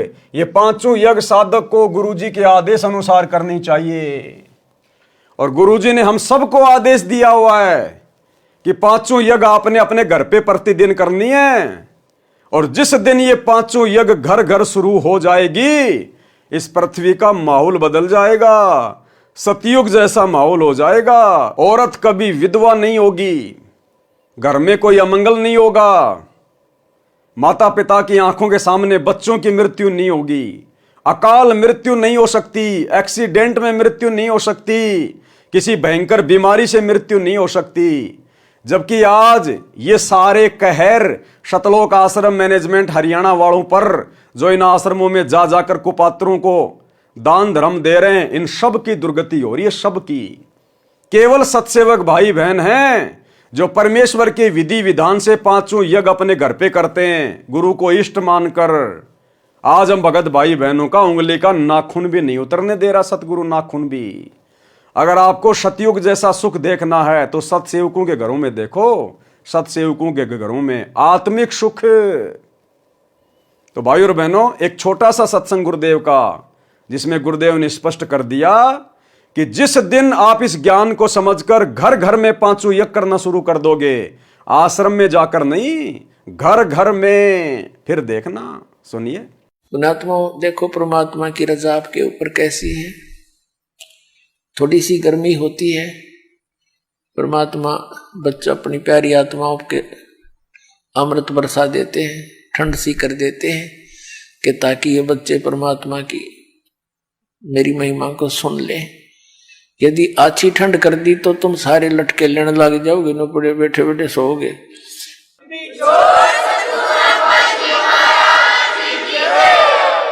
तो जितनी आवश्यकता है उतना ही अपने बच्चों को डोज देंगे। और पुण्यात्माओं, यदि जिसमें पूरा विश्व इस सत भक्ति को स्वीकार करके और अपने अपने घरों में ये पांचों यज्ञ किया करेगा। और पुण्यात्माओं, यदि जिसमें पूरा विश्व इस सत भक्ति को स्वीकार करके और अपने अपने घरों में ये पांचों यज्ञ किया करेगा, फिर देखना। सतयुग में ऐसा होता था, इतने पुण्यकर्मी प्राणी होते थे, यदि कोई 10 व्यक्ति बैठकर और चर्चा कर देते थे कि भगवान वर्षा नहीं हुई, आपके बच्चे दुखी हो गए, उसी समय परमात्मा वर्षा कर देते थे। यानी कोई अभाव सतयुग में नहीं होता था। पिता से पहले पुत्र नहीं मरता था, स्त्री विधवा नहीं होती थी। अपने आत्माओं, जब हमारे कर्म सुधर जाएंगे और जो हम कर्म कर रहे हैं सत भक्ति ये पूरा विश्व करेगा, तो सब वही सतयुग जैसा ही एक बार फिर से वातावरण होगा। तो भाई और बहनों, आप लोगों को यकीन हो जाना चाहिए कि साध संगतियों में जो भी बातें बताई जाती हैं परमात्मा के ज्ञान आधार से ही बताई जाती हैं। जैसे पूर्व की वाणियों में तैमूर लंग को परमात्मा मिले, इसका कारण है कि किसी जन्म में यह आत्मा परमात्मा कबीर जी की शरण में आकर साधना किया करती थी।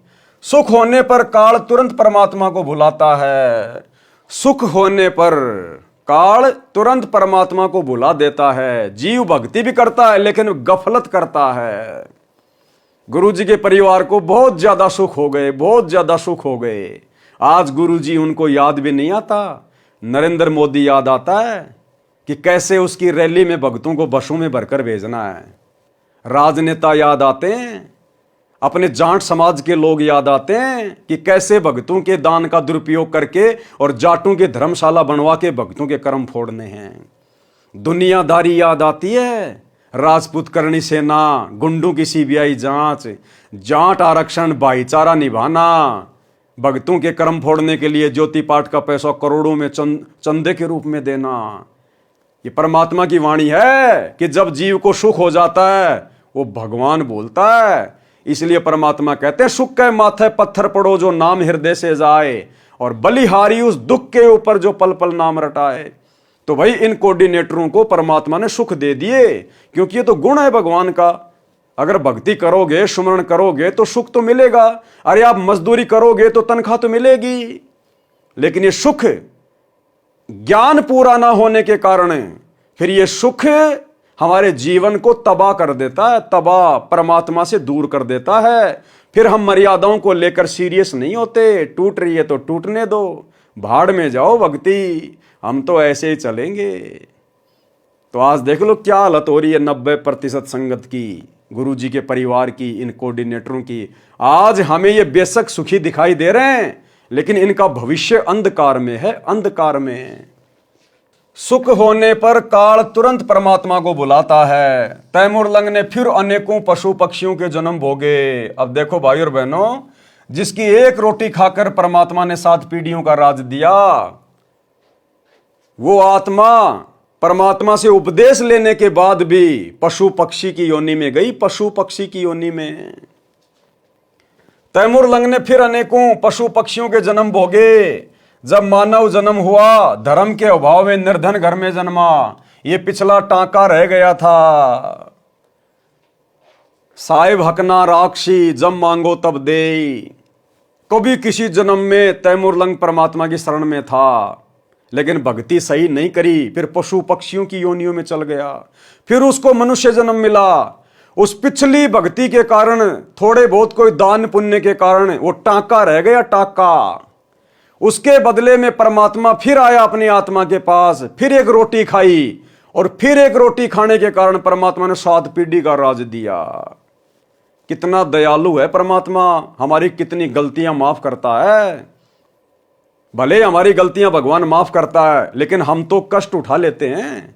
हम तो पशु पक्षियों के जन्म में जाके फिर वो भोग भोगते हैं, दुख तो उठाते ही हैं। तो भाई और बहनों, आज हमें गुरुदेव ने सबका और सारा इतिहास बता दिया, आगे पीछे का। अगम निगम की खोज ले, बुद्धि विवेक विचार, उदय अस्त का राज मिले तो बिना नाम बेगार।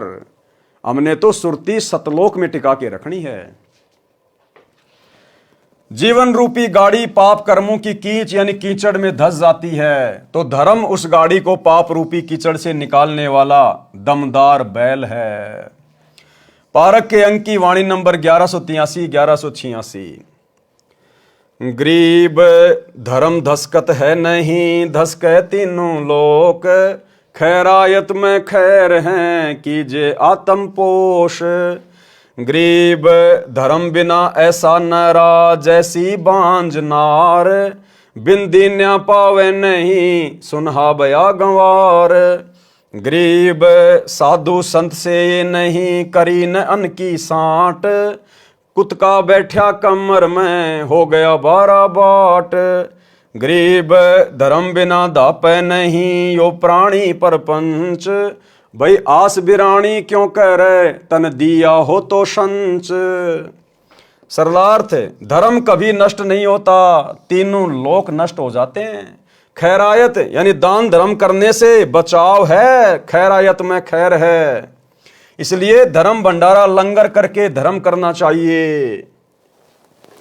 जो धर्म नहीं करते उनको भक्ति का कोई लाभ नहीं मिलता। उदाहरण दिया है कि जैसे बांझ स्त्री का विवाह भी हो जाता है परंतु संतान नहीं होती, इसी प्रकार धर्म बिना भक्ति सफल नहीं होती। और वर्तमान इस कलयुग की बिचली पीढ़ी में, इस मोक्ष के प्राइम टाइम में, जिस औरत के संतान नहीं है, जिसको दुनिया वाले बांझ कहते हैं, भाई वो स्त्री दुनिया की सर्वश्रेष्ठ आत्माओं में से है, सर्वश्रेष्ठ आत्माओं में से है। उसके समान भाग्यवान स्त्री धरती पर कोई नहीं है। अगर उसको ज्ञान हो और सतगुरु की शरण प्राप्त हो और यदि वो मर्यादा में रह के भक्ति पर लग जाए, उस स्त्री से बढ़कर भाग्यवान स्त्री ब्रह्मा विष्णु महेश के घर में भी नहीं है। उसका तो कोई पिछला लेन देन ही नहीं है, कोई ऋण संबंधी नहीं है।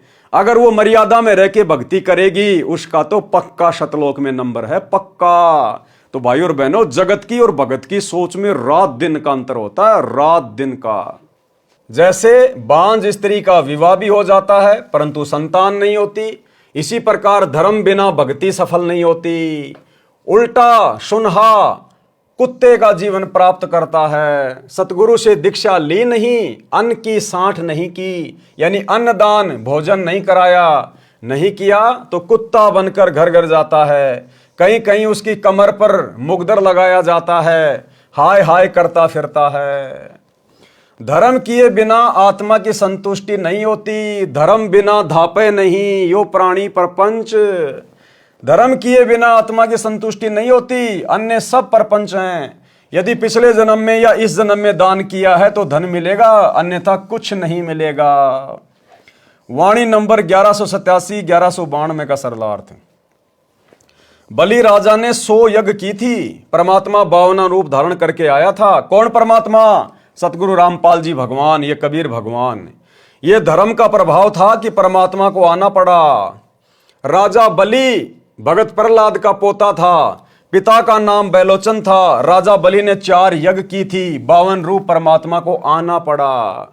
यानी जहां पर धर्म होता है, धर्म, वहां मजबूरन परमात्मा को आना पड़ता है। क्या समझे? वर्तमान में सबसे बड़ा धर्म कहां हो रहा है, कौन कर रहा है? अपने गुरु को इष्ट मानकर गीता अध्याय 3 श्लोक 13 के अनुसार घर घर भोग कौन लगा रहा है? अरे राजा बलि ने यज्ञ तो किया था, भंडारा ही तो किया था। किसको जिमाया? दुनिया को। आप और हम किसको जिमा रहे हैं? अपने इष्ट को, जो पूरे संसार का पालन पोषण कर रहा है। उस परमेश्वर को खुश करने के लिए उसके विधान अनुसार उसको इष्ट मानकर भोग लगा रहे हैं घर घर में। इससे बड़ा धर्म यज्ञ संसार में कोई दूसरा नहीं है। राजा बलि का धर्म यज्ञ भी फैल है इस धर्म के आगे, जो धर्म वर्तमान में सतसेवकों के घरों में प्रतिदिन हो रहा है। अपने गुरु को इष्ट मान के भोग लगाया जा रहा है।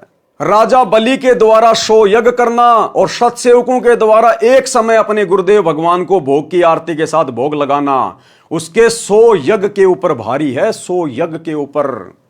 तो जब राजा बलि के यज्ञ के कारण परमात्मा को 52 रूप धारण करके आना पड़ा, तो क्या आज हम सतसेवकों के घरों पे परमात्मा नहीं आएगा?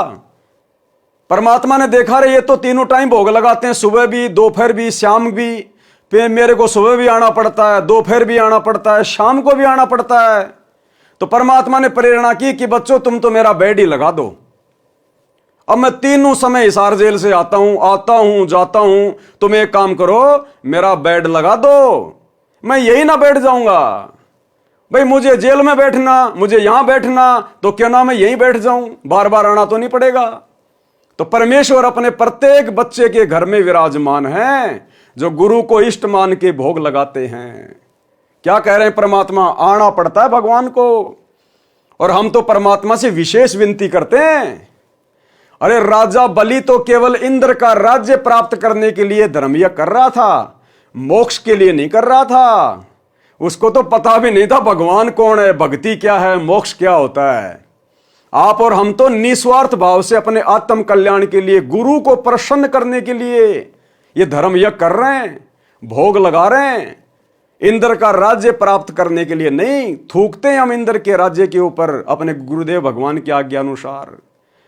तो ऐसी जगहों पर तो परमात्मा परमानेंट सेट हो जाता है, परमानेंट, एक क्षण के लिए भी दूर नहीं होता उस घर से। और फिर हम तो परमात्मा से अर्ज करते हैं, उनका भोजन भंडारा लगा के क्या विनती करते हैं हे परमपिता परमात्मा, सारी सृष्टि के रचनहार कबीर परमेश्वर सतगुरु रामपाल जी भगवान, आप जी का भोग प्रसाद तैयार है। आप अपनी पवित्र रसना से इसे पवित्र करने की कृपा करें। हे परमेश्वर, भोग प्रसाद बनाते समय, लगाते समय या भोग की आरती करते समय यदि हम तुच्छ बुद्धि जीवों से कोई त्रुटि रह जाए तो परमेश्वर हमें तुच्छ जानकर क्षमा करना। जब हम परमात्मा से अरदास कर रहे हैं तो क्या परमात्मा अपनी पवित्र रसना से उस भोग प्रसाद को ग्रहण करके हमारे लिए पवित्र नहीं करेंगे क्या? हो ही नहीं सकता कि परमात्मा ना आए और भोग ग्रहण ना करें। ये तो अनंत कोटि कलाओं का स्वामी है। अगर पूरी सृष्टि जिसमें अरबों खरबों जीव हैं, अगर सभी परमात्मा को तीनों समय भोग लगाएं, ये परमात्मा तो प्रत्येक के पास में भिन्न भिन्न रूप बना के सूक्ष्म रूप में प्रकट हो जाएगा, इतना समर्थ है। गरीब सब पदवी के मूल हैं, सकल सिद्धि हैं तीर, और दास गरीब सत्य पुरुष भजो, अविगत कला कबीर। अरे जब काल एक जीव 1000 कला का स्वामी है, 1000 रूप बना सकता है। अक्षर पुरुष एक जीव है, 10,000 कला का स्वामी है, 10,000 रूप बना सकता है। और सतगुरु रामपाल जी भगवान अनंत कोटि कलाओं के स्वामी हैं। इनके लिए तो कुछ भी मुश्किल नहीं है। तो भाई और बहनों, परमात्मा को आना पड़ता है और आना नहीं पड़ता। अब तो परमात्मा सत्सेवकों के घर में परमानेंट पैर जमा के बैठ गए, परमानेंट पैर जमा के, कि क्या करूंगा जाके, थोड़ी देर बाद में फिर आना पड़ेगा दोपहर को, फिर शाम को आना पड़ेगा, भंडारे का भोग लगाएंगे, फिर रात को सोऊंगा तब दूध का भोग लगाएंगे, सुबह उठते ही नाश्ते का भोग लगाएंगे। तो क्या करूंगा, बार बार आऊंगा जाऊंगा, क्यों ना यहीं विराजमान हो जाता हूं। अरे वाह, बेड भी लगा दिए बहुत बढ़िया बढ़िया, रोजाना चादर वगैरह बिछती है, या सप्ताह में एक बार मेरे बच्चे मेरे कपड़े चेंज कर रहे हैं। अरे सारी व्यवस्था कर रखी है इन्होंने तो मेरे लिए। अति प्रसन्न, अति प्रसन्न, और परमात्मा विराजमान। और ये चाहिए भगत को, और क्या चाहिए। अरे जब परमात्मा बलि की यज्ञ में गए और परमात्मा ने कहा कि बेटा, मैंने वर्तमान इंद्र को, इंद्र की जो पदवी है वो दे रखी है, उसको अपना राज्य करने दे। जब इसका राज्य समाप्त होगा तब मैं तेरे को इंद्र का राज्य दूंगा, तब तक मैं तेरे को पाताल लोक का राज देता हूं। तो बलि ने क्या कहा कि परमात्मा एक वचन दो मुझे। बोला भाई बोल। बोला जब तक मैं पाताल लोक में रहूंगा, पाताल का राज करूंगा, आप मेरे द्वार के आगे 52 रूप में सदा खड़े रहेंगे। देखो, मांगना भी नहीं आया उसने, क्या मांग लिया मूर्ख आदमी ने, कि आप मेरे दरबार के आगे 52 रूप में खड़े रहेंगे। अरे कम से कम यह कह देता कि भगवान आप मेरे सिंहासन पर सूक्ष्म रूप में विराजमान रहेंगे, आप सदा मेरे ऊपर आशीर्वाद बना के रखेंगे। हे भगवान, आपके दिए हुए महल में आप विराजमान रहेंगे। लेकिन क्या मांगा कि मेरे द्वार के आगे खड़े रहेंगे। तो जब वो परमात्मा उस बलि के कहने पर और उसके दरवाजे के आगे खड़ा रह सकता है, जब तक बलि ने पाताल का राज किया, आप और हम भाई बहनों ने तो उसी परमात्मा की प्रेरणा से, देखो आप और हमारा कोई सहयोग नहीं है, कोई रोल नहीं है, हम जीव हैं 2 कोडी के, करे करावे साइया। आज तो हम भाई बहनों ने परमात्मा के लिए सुसज्जित बेड लगा दिए, आसन लगा दिया। आज तो परमात्मा निष्फिक्र होकर यूं पीछे हाथ लगाकर यूं लेटेंगे मालिक आराम से, मजे से। तो भाई और बहनों, आप और हमारा सौभाग्य, परम सौभाग्य। इसलिए परमात्मा कहते हैं बच्चों अपनी आत्मा को सराया करो। हम सत्सेवकों के लिए कहते हैं परमात्मा। बलि राजा ने 100 यज्ञ की थी, परमात्मा 52 रूप धारण करके आया था। यह धर्म का प्रभाव था कि परमात्मा को आना पड़ा, परमात्मा को आना पड़ा। राजा बलि भगत प्रहलाद का पोता था, पिता का नाम बैलोचन था। राजा बलि ने 4 यज्ञ की थी, 52 रूप परमात्मा को आना पड़ा। वाणी नंबर 1190 1191।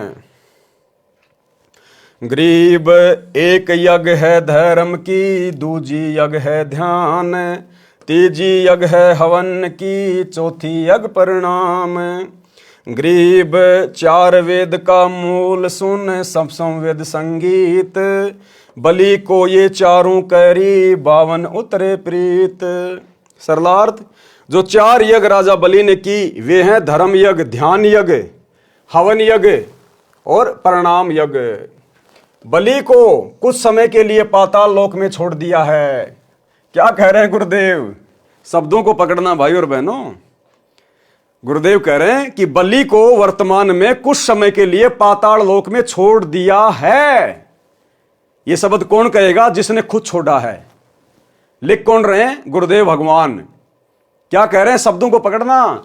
बलि को कुछ समय के लिए पाताल लोक में छोड़ दिया है। अगर छोड़ने वाला कोई और होता तो यह लिखते कि बलि को कुछ समय के लिए पाताल लोक में छोड़ दिया था। तो गुरुदेव भगवान स्वयं वो परमात्मा है जो बलि के पास में 52 रूप धारण करके गए थे। बलि को कुछ समय के लिए पाताल लोक में छोड़ दिया है।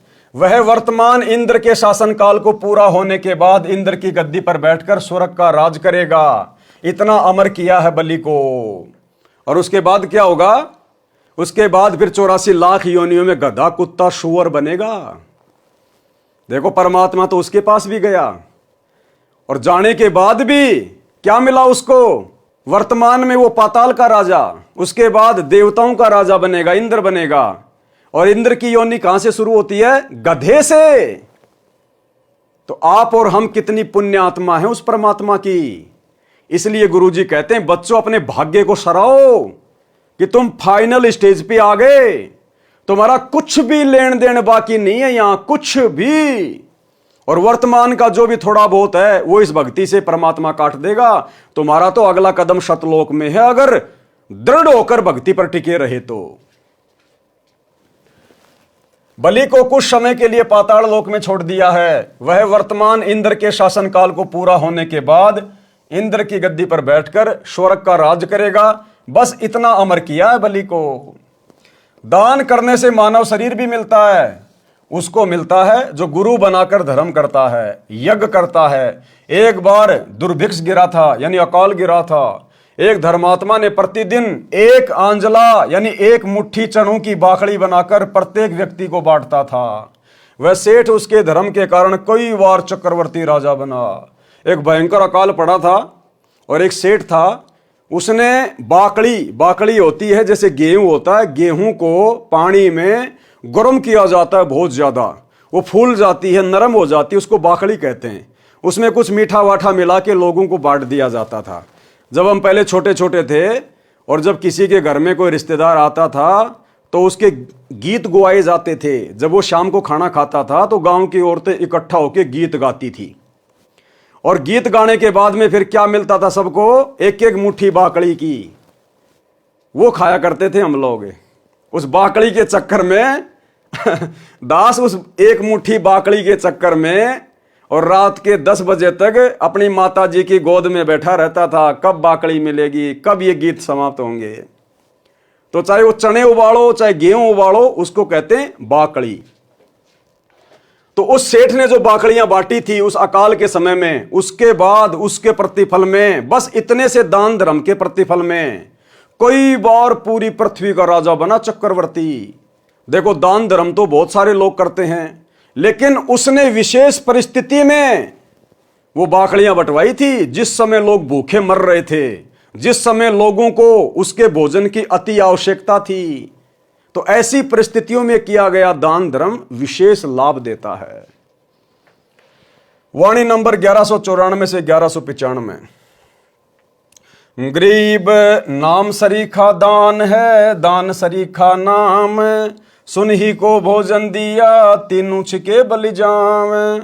गरीब बुढ़िया और बाजीद जी, सुन ही के आनंद, रोटी चारू मुक्ति है, कटे गले के फंद। सरलार्थ, एक समय बाजीद राजा राज्य घर त्याग कर जंगल में साधना कर रहे थे। एक कुतिया ने 8 बच्चों को जन्म दिया। उसको बहुत भूख लगी थी। एक बुढ़िया अपनी 4 रोटी कपड़े में बांधकर खेत में काम के लिए जा रही थी। बाजिद ने कहा, माई इस कुतिया को 1 रोटी डाल दो, ये भूख से मरने वाली है, साथ में 8 बच्चे और मरेंगे। बुढ़िया चतुर थी, उसने कहा मेरे खून पसीने की कमाई है, ये कैसे दे दूं। संत ने कहा कैसे रोटी डालोगी? बुढ़िया ने कहा आप अपनी भक्ति का चौथा भाग मुझे दे दो, यानी संकल्प कर दो, मैं रोटी डाल दूंगी। संत ने अपनी साधना का 1/4 भाग संकल्प कर बुढ़िया को दे दिया। ये गलती वर्तमान में आप और हम भगत भाई बहनों ने नहीं करनी है। हमने अपनी भक्ति का एक अंश भी किसी को दान नहीं करना, चाहे कोई भूख से मर रहा तो मरने दे। भगवान आया धरती पे, भगवान का रास्ता बता दे, भक्ति कर, अपना आत्म कल्याण करवा। हाँ, नॉर्मल तरीके से हमारे कोई घर पे आता है, इज्जत करो, भोजन खिलाओ। रास्ते में आपको कोई भूखा व्यक्ति मिल जाता है, भूखा है, उससे पूछो, वो कहे हाँ भाई मुझे भूख लग रही है, कहीं भी रोटी लेके उसको खिला दो, कोई फल फ्रूट खिला दो, कोई बिस्कुट वगैरह उसको जो है वो खिला दो। लेकिन हमने अपनी भक्ति का 1% भी अंश किसी को दान नहीं करना। अगर ऐसा कोई छलबल हमारे साथ में काल प्रेरणा से कोई करे तो, कोई मर रहा तो मरने दो, हमने राजा जनक जैसी गलती नहीं करनी। परमात्मा कहते हैं दया बिना दरवेश कसाई।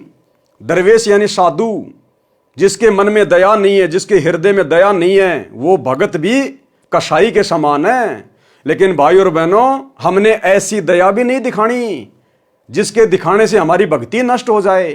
कलयुग की पिछली पीढ़ी है, ज्ञान को आधार बनाना पड़ेगा।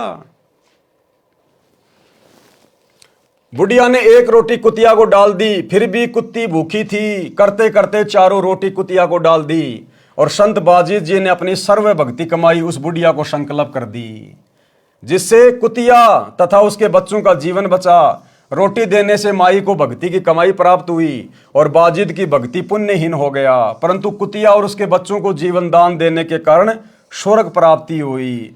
फिर स्वर्ग से कहां जाएगा? उसी काल के जाल में। गरीब राजा की बांदी होती, रोटी देत हमेश, चक्कर भये हैं दहु दिशा, जीते जंग नरेश। सरलार्थ, एक राजा की बांदी यानी नौकरानी धार्मिक थी। वो प्रतिदिन गरीबों को रोटी बांटती थी। उसके कारण उस राजा ने कई राजाओं पर विजय प्राप्त की। उसका राज्य विशाल हो गया। जब उसने किसी ज्योतिष से पता किया तो पता चला कि तेरी नौकरानी के द्वारा तेरे खजाने से किए रोटी के दान से तुझे ये सफलता मिली है। वाणी नंबर 1192 1202 का सरलार्थ पूर्व में वाणी नंबर 41-47 के सरलार्थ में कर दिया है। वाणी नंबर 1203 का सरलार्थ पहले इसी अंग में कर दिया है। एक समय देवताओं और राक्षसों का युद्ध हुआ। एक राक्षस किसी भी शस्त्र से नहीं मर रहा था। एक ऋषि ने बताया कि इसकी मृत्यु ऋषि दधीची की हड्डी के तीर से होगी। ऋषि दधीची ने अपने पैर की हड्डी दान कर दी, तब वह राक्षस मरा। यह परमार्थ केवल महात्मा ही कर सकता है। लेकिन भाइयों और बहनों, हमने वर्तमान में ऐसी कोई गलती नहीं करनी है। आज हमने उसी जगह पर दान धर्म करना है जैसा हमें गुरुजी ने बताया है। आज दान धर्म केवल हमने अपने गुरुजी के चरणों में करना है, अपने गुरुजी के अनुसार करना है। आज हमने भावनाओं में नहीं बहना। आज हमने मान बढ़ाई में नहीं आना। चाहे आपके पास में 1 करोड़ रुपया क्यों ना हो, अगर आपने चंदे के लिए 1 रुपया भी दे दिया, उसी समय भक्ति खत्म हो जाएगी। आज हमें जैसा गुरुजी कहेंगे हम वैसा ही करेंगे, 1 कदम भी उससे बाहर नहीं चलेंगे। दान धर्म करने की सही जगह कहां है? हमारे गुरुजी के चरण कमल, बस वहीं करेंगे। अगर किसी को भक्ति चाहिए, कोई दुखी है, कोई परेशान है, गुरुजी का एड्रेस बता दो, भैया सत्संग सुनो, नाम ले, भक्ति कर। हाँ, जैसे हम सुखी हुए वैसे तुम भी सुखी हो जाओगे। अब हमने अपने टायर की हवा दूसरे के टायर में नहीं डालनी। जहां से हवा डलती है उसका एड्रेस बता दो। अपनी वित्तीय स्थिति के अनुसार सच्चे मन से दान किया जाए, वह वास्तव में दान फलता है। टोपी यानी सिर पर पहनने वाला, सर्दी से बचने वाला टोपा दान ही किया जाए। यदि अधिक दान करने का सामर्थ्य नहीं है तो वो यही फल देगा। कोपीन जो साधु लंगोट पहनते हैं, जो 6 इंच चौड़ा 3 फुट लंबा कपड़े का टुकड़ा होता है, यदि अधिक दान करने का सामर्थ्य नहीं है तो सच्ची श्रद्धा से इतना भी दान लाभ देगा। लेकिन हमने वर्तमान में टोपा टापा कोपिन कापिन कुछ दान नहीं करना। कोपिन का मतलब होता है अंडरवियर और टोपे का मतलब होता है जो सिर पे पहनते हैं सर्दी में टोपा। हमने वैसे किसी को दान नहीं करना।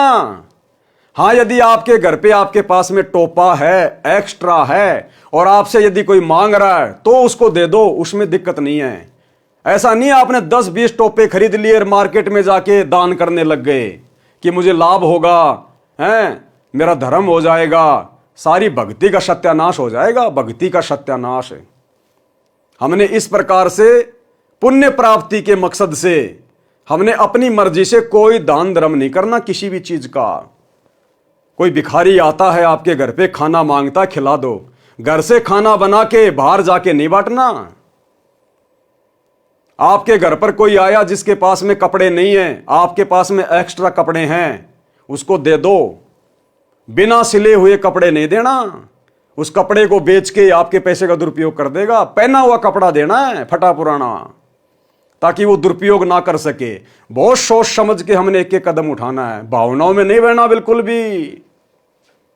एक बार दान करना शुरू करें, परमात्मा बरकत लाभ देने लगेगा। फिर दान की मात्रा बढ़ाते जाएं। कहां? अपने गुरुदेव के चरणों में, अपने गुरुदेव के हाथों में, अपने गुरुदेव के रहते सहते उनकी आज्ञा अनुसार। बताया है कि जब पांडवों को श्राप देने ऋषि दुर्वासा 88,000 ऋषियों की सेना लेकर गया, तब पांडव जंगल में 13 वर्ष का वनवास काट रहे थे। उस समय परमात्मा श्री कृष्ण रूप में पांडवों के पास गए। एक शाक का पत्ता ही दान किया गया, उसी से 88,000 ऋषि तृप्त हो गए। इससे लघु दान और क्या हो सकता है। जितना घर पर बचा था सब दान कर दिया। ऐसा दान जो सच्चे और समर्पण भाव से किया जाता है पूरा लाभ देता है। तो भाइयों और बहनों, आज के वीडियो में केवल इतना ही। कल रात्रि 8 बजे दास के Facebook page Pawan Das is live के ऊपर सभी भगत भाई बहन फिर से लाइव जुड़िए। अगले वीडियो में परमेश्वर हमें किस प्रकार की शिक्षाएं देंगे, क्या इस पुस्तक में आगे लिखा हुआ है, ये हम कल रात्रि के वीडियो में जानेंगे, देखेंगे, समझेंगे और अपने जीवन में इन समस्त बातों को लागू करेंगे। देखो, गुरुदेव भगवान ने लिख दिया, दास उनकी सत प्रेरणा से आपको पढ़ा रहा है, दिखा रहा है, आपने सुन लिया और अमल ना आपने किया ना मैंने किया, तो हम दोनों परमात्मा के दोषी हैं। तो यदि गुरुदेव भगवान ने इतनी मेहनत की है, इतना समय इस पुस्तक को लिखने में लगाया है, किस लिए? आप और हमारे लिए, कि हम इन उपदेशों को अपने जीवन में ढालें और भक्ति को सफल करें। तो हमने इन समस्त बातों को अपने जीवन में साथ में लागू भी करते हुए आगे बढ़ना है, तभी इसको पढ़ने और पढ़ाने का कोई फायदा है। और हम गुरुदेव भगवान से प्रार्थना करते रहें, विनती करते रहें कि परमात्मा आप समर्थ हैं, हम 2 कोटि के जीव हैं मालिक, आप दया करना परमात्मा, आप हमारे जीवन में इन समस्त बातों को लागू करवाने की शक्ति देना। तो भाइयों और बहनों, आज की वीडियो में केवल इतना ही। गुरुदेव भगवान हम सबको आज्ञा दें, इजाजत दें, आशीर्वाद दें। बंदी छोड़ सतगुरु रामपाल जी भगवान की जय हो। भाई जो गुरु बचन पे डट गे, कट गे फंद 84 के, कट गे फंद 84 के, कट गे फंद 84 के।